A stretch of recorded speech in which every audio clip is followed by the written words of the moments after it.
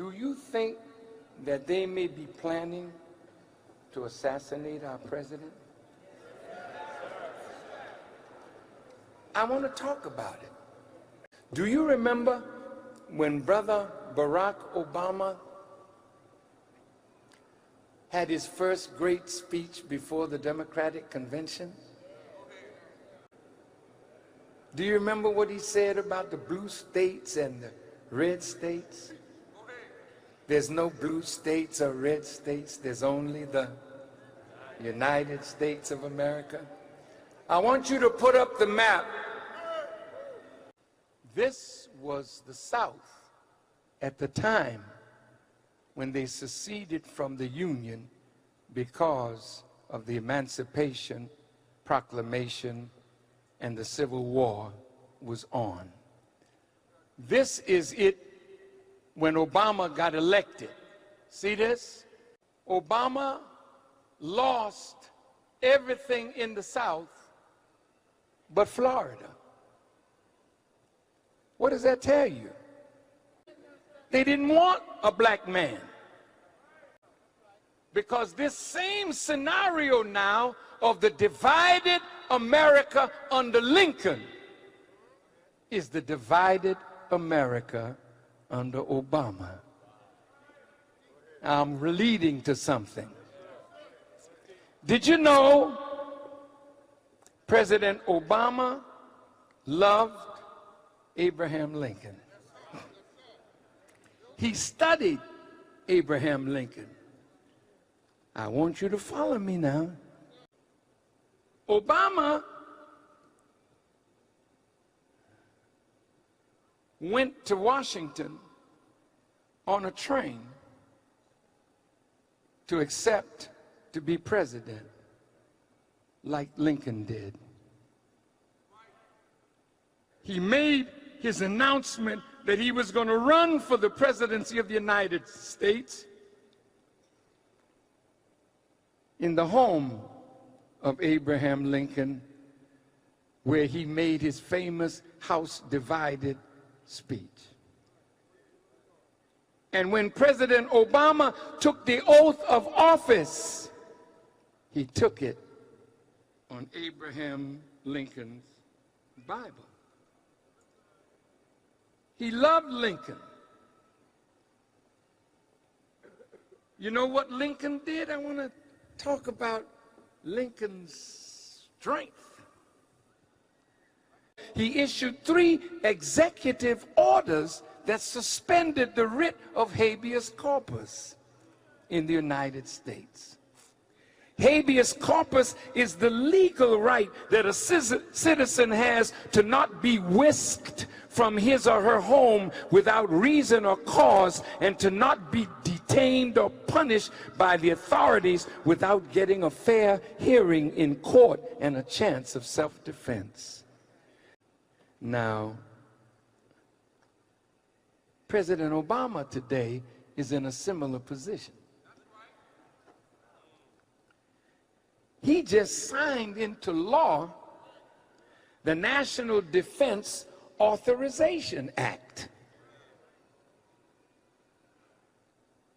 This act, this bill, funds the military, but there's a clause in it that deprives the American people of their constitutional right to protest their government if a war goes on and the people are against it. In other words, the people's right of dissent is taken away by this act that President Obama signed into law. The president had the duty to either sign the bill into law or veto it. But the Congress was so in favor of such a law because of Zionist pressure and control. He signed it into law, but then made this statement, quote, "My administration will interpret Section 1021 in a manner that ensures that any detention it authorizes complies with the Constitution, the laws of war, and all other applicable law." See, the reality for us all is that this act that he signed is still law. And if the country goes to war with Iran and we rise up to say no, like I said today,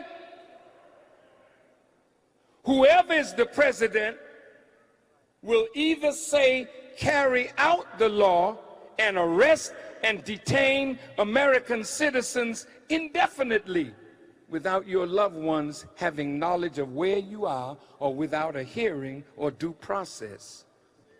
If tomorrow peace broke out in between Israelis and Palestinians, does anybody think there wouldn't be a full-blown war in Iraq?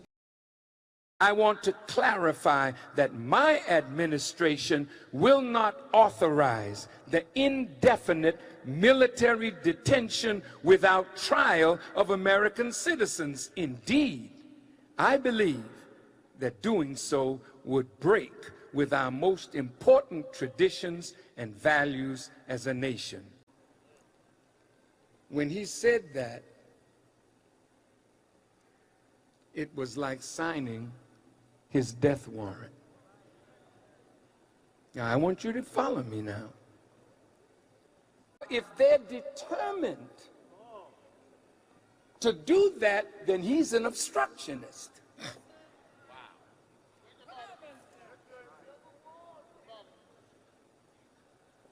Now, do you think they are wicked enough